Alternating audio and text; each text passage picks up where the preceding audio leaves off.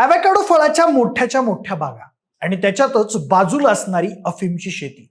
या शेतीत राबणारा एक शेतमजुराचा मुलगा नेमेसिओ ओसेगुएरा सर्वांतेस, ज्याला जग आज एल मेंचो नावानं ओळखतं.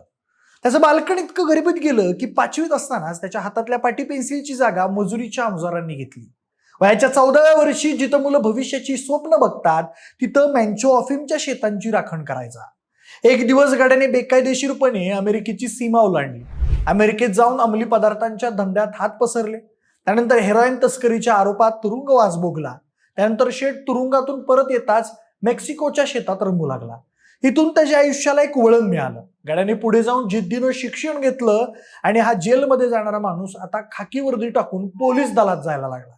पुढे याच पट्ट्यानं कायद्याच्या चौकटीत राहून यंत्रणांना कसं पोखरायचं हे शिकून काढलं आणि तिथून जगभर ड्रग्सचं जाळं पसरवलं. त्यातूनच पुढे जाऊन हा गडी एल मेंचो झाला. त्याचं जाळं इतकं पसरलं की अंमली पदार्थाचा जगातला टॉपचा माफिया म्हणून तो प्रसिद्ध झाला. याच माफियाचा काल खात्मा करण्यात आला. हा एल मेंचो कोण होता, त्याने आजवर काय कांड केले आणि त्याला कसं मारलं आणि कुणी मारलं याबद्दलचीच सगळी माहिती आणि संपूर्ण घटना आपण या व्हिडिओच्या माध्यमातून जाणून घेणार आहोत. नमस्कार, मी प्रथमेश आणि तुम्हाला तर माहिती आपला विषयच भारी. म्हणजे मेक्सिकोच्या रक्तरंजित इतिहासात कालचा दिवस एका भीषण युगाचा अंत करणारा ठरला.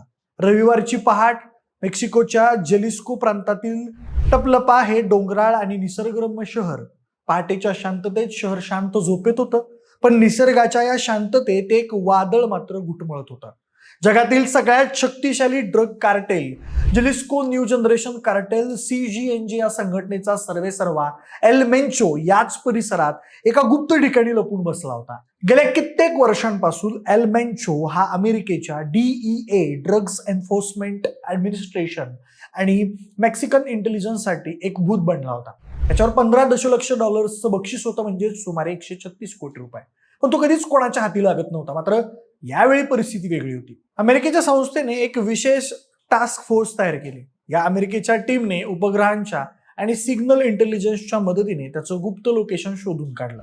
अमेरिकेनं दिलेली ही माहिती मेक्सिकोच्या लष्करासाठी संजीवनी ठरली. त्यानंतर सुरू झाला खरा टास्क. हवेतून गिरट्या घालणारी मेक्सिकन हवाई दलाची हेलिकॉप्टर्स आणि जमिनीवरून वेगाने पुढे सरकणारे स्पेशल फोर्सचे जवान. हे जवान अचानक टपलपाच्या जंगलात पुढे सरकू लागले. जंगलातून गोळीबाराचा आवाज घुमायला लागला. मेंचोच्या शूटर्सने आधुनिक मशीन गन्सने लष्करावर हल्ला चढवला. त्यानंतर दोघांमध्ये खुंकार चकमक सुरू झाली. ही चकमक एखाद्या बॉलिवूड हॉलिवूड चित्रपटातील क्लायमॅक्स सारखी होती. हवेत दूर गोळ्यांचा वर्षाव आणि रक्ताच्या थारोळ्यात पडलेले कार्टेलचे शूटर. या चकमकीत एल मेंचो गंभीररित्या जखमी झाला. लष्कर त्याच्या अगदी जवळ पोहोचलं. लष्कराने तिथं गनिमी कावा करायला सुरुवात केली आणि एल मेंचो मेक्सिकोच्या सैन्यांच्या जाळ्यात फसला. आणि त्याच परिस्थितीत त्याला उपचारासाठी मेक्सिको सिटीकडे विमानानं हलवण्यात आलं, पण वाटेतच या कुख्यात ड्रग माफियाने अखेरचा श्वास घेतला. त्यानंतर एल मेंचोच्या मृत्यूची बातमी मेक्सिकोत अगदी वाऱ्यासारखी पसरली आणि काही तासातच संपूर्ण मेक्सिकोचं रूपांतर एका रणभूमीत झालं. आपल्या मालकाच्या हत्येचा बदला घ्यायला जलिस्को न्यू जनरेशन कार्टेलच्या दहशतवाद्यांनी रस्त्यावर हैदोस घालायला सुरुवात केली. जलिस्कोची राजधानी ग्वाडालाजारा असो किंवा पर्यटकांचं नंदनवन असलेलं पुएर्टो वालार्टा, सगळीकडेच ढगात काळ्या धुराचे जोड दिसू लागले. कार्टेलच्या गुंडांनी मोठ्या ट्रक्स आणि बसेसना आग लावली आणि महामार्ग अक्षरशः अडवून धरले. याला मेक्सिकोमध्ये नार्को ब्लॅक डेट्स म्हणतात. रस्ते जाम केल्यामुळे लष्कराची कुमक पोहोचू नये हा त्यामागचा उद्देश होता. त्यानंतर खरं तांडव दिसलं ते ग्वाडालाजारा विमानतळावर. हातात अत्याधुनिक रायफल्स घेतलेल्या नार्को दहशतवाद्यांनी विमानतळाच्या परिसरात गोळीबार सुरू केला. त्यानंतर घाबरलेले पर्यटक जीवाच्या आकांतानं सुरक्षित जागा शोधत होते, परंतु कार्टेलच्या दहशतवाद्यांनी त्यांना वेठीस धरलं होतं. याच काळात सोशल मीडियावर एक ऑडिओ मेसेज व्हायरल झाला. या संदेशात कार्टेलने धमकी दिली होती की ज्यांनी आमच्या साहेबांना मारलं त्यांना आमच्या हवाली करा, अन्यथा आम्ही हॉटेल्स आणि घरांमध्ये घुसून नागरिकांना मारून टाकू. आम्ही कोणालाही सोडणार नाही, फक्त लहान मुलांना दया दाखवली जाईल. या धमकीमुळे अनेक शहरांमध्ये अघोषित संचारबंदी लागू झाली.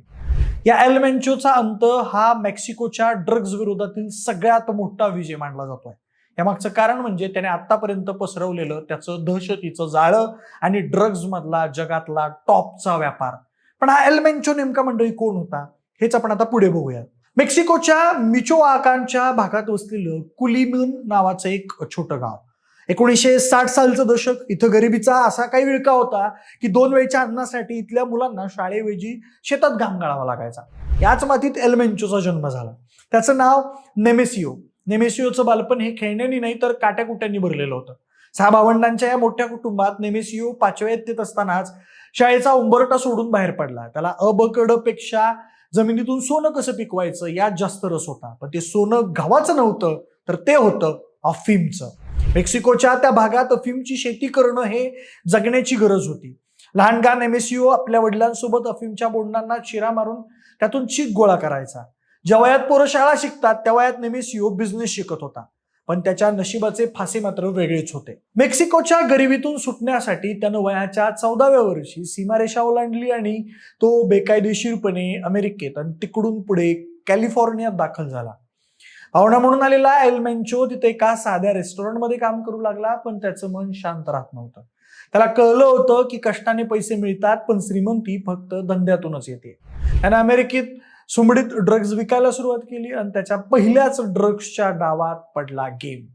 1980च्या दशकात त्याला अटक झाली आणि त्याला परत मेक्सिकोला पाठवण्यात आलं. इथूनच त्याच्या आयुष्याचा दुसरा अंक सुरू झाला. मेक्सिकोला आल्यावर त्याने एक विचित्र वळण घेतलं. तो कुख्यात गुन्हेगार होण्याऐवजी चक्क पोलीस दलात भरती झाला. एका बाजूला वर्दी आणि दुसऱ्या बाजूला गुन्हेगारी अशी दोन्ही कामं तो गुपचूपपणे करू लागला. पोलीस म्हणून काम करताना त्याला कायद्याच्या पळवाटा आणि तपासाच्या पद्धती कळल्या. पण त्याला वर्दीपेक्षा पैशाच्या खेळाची जास्त ओढ लागलेली होती. त्यानंतर त्यानं पोलीस दल सोडलं आणि तो मिलेनियो कार्टेलमध्ये सामील झाला. इथे त्याची भेट झाली रोझालिंडाशी. रोझालिंडा ही ड्रग्सच्या दुनियेतली एका मोठ्या कुटुंबातली पोरगी. पुढे जाऊन तिच्याशी त्यानं लग्न केलं. हे लग्न करून मेन्चोने केवळ संसार थाटला नाही तर ड्रग्सच्या दुनियेतली आपली जागा पक्की केली. हळूहळू मेक्सिकोत मेन्चोचा दरारा वाढायला लागला. तो आता केवळ एक प्यादा राहिला नव्हता तर तो वजिराच्या चाली खेळू लागला होता. जेव्हा मिलेनियो कार्टेलचे 2 गट पडले तेव्हा मेन्चोने आपली स्वतःची फौज उभी केली. ती टोळी म्हणजेच जलिस्को न्यू जनरेशन कार्टेल अर्थात CJNG. मेन्चोचा कारभार हा एखाद्या कॉर्पोरेट कंपनी सारखा असायचा पण फक्त क्रूरतेनं भरलेला होता.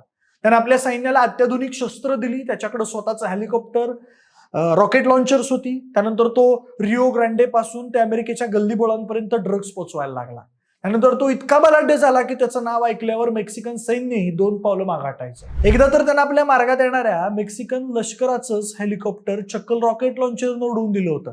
ही घटना संपूर्ण जगासाठी धक्कादायक होती. मेन्चोचं वैशिष्ट्य म्हणजे त्याचं अंडरग्राऊंड राहणं. जगातले मोठे ड्रग्ज माफिया अनेकदा प्रसिद्धीच्या झोतात असतात पण मेन्चो एखाद्या सावलीसारखा वावरायचा. तो इतका खतरनाक होता की त्यानं मेक्सिको प्रशासनाला आव्हान द्यायला अवघ्या 6 आठवड्यात 24 पोलीस कर्मचाऱ्यांची हत्या केली होती. त्यानंतर त्याचं दहशतीचं साम्राज्य अमेरिका आणि मेक्सिकोमध्ये सुसाट वाढत होतं. मेक्सिको हा जगातील ड्रग्ज तस्करीचा गड मानला जातो जिथून कोकेन, हेरोईन, मेथ आणि पेंटेनाइल यासारखे धोकादायक अंमली पदार्थ अमेरिकेपर्यंत पोहोचतात. व्हेनेझुएलावरच्या कारवाईनंतर ट्रम्प यांनी धमकी देत म्हटलं होतं ट्रम्प प्रशासन आता लवकरच जमिनीवरील ड्रग कार्टेलला लक्ष्य करण्यासाठी कारवाई सुरू करेल. त्याचबरोबर त्यांच्या मुलाखतीत त्यांनी दावा केलेला होता की मेक्सिकोवर ड्रग्ज कार्टेलचं राज्य आहे. यामुळे अमेरिकेत दरवर्षी 2.5 लाख ते 3 लाख लोकांचा मृत्यू होतो. त्यासोबतच अमेरिकेने आतापर्यंत समुद्राच्या मार्गाने होणारी ड्रग्सची तस्करी 97% थांबवली आहे. याचबरोबर मेन्चोच्या टोळीकडे मशीनगन, रणगाडे, बॉडी आर्मरने सुसज्ज गट आहेत. एकूणच या कार्टेलकडे 16 लाख ते 18 लाख खासगी सैन्य मंडळी. त्याच्याकडे AK-47, M80 यासारख्या रायफलचा अक्षरशः भरमसाठ साठा आहे. आणि त्याचबरोबर 2025च्या रिपोर्टनुसार हे कार्टेल वर्षाला 1 लाख कोटींपेक्षा जास्त रक्कम या ड्रग्सच्या तस्करीतून कमावतं. या लष्कराच्या कारवाईतून एल मेन्चोचा खात्मा झाला करा पण त्याच्या मागं त्यानं सोडलेले अब्जावधी डॉलर्सचं साम्राज्य आणि रक्तानं माखलेली गादी घ्यायला मेक्सिकोच्या रस्त्यांवर एक नवीन युद्ध आता सुरू झालंय. ते म्हणजे एल मेन्चोचा सावत्र मुलगा एल पेलॉन आणि त्याचा खरा गेम प्लॅनर एल सापो यांच्यामध्ये. दोघेही तितकेच कट्टर आणि तितकेच बलाढ्य साम्राज्य असलेले. एक माफिया मेला असला तरी त्यानं निर्माण केलेलं हिंसेचं जाळं आजही मेक्सिकोच्या नसांमधून वाहताना दिसतंय. मात्र कालची रात्र मेक्सिकोसाठी अंधारी होती परंतु येणारी पहाट शांततेची असेल की अधिक भीषण युद्धाची हे काळच ठरवेल. बाकी मंडळी, एल मेन्चो नंतर या कार्टेलचा प्रमुख कोण होईल? भविष्यात या दोघांमुळे युद्ध होऊ शकतं का? हे आम्हाला कमेंट करून नक्की सांगा. सोबतच आपल्या विशेष वाणीच्या YouTube चॅनलला सबस्क्राईब करायला अजिबात विसरू नका. धन्यवाद.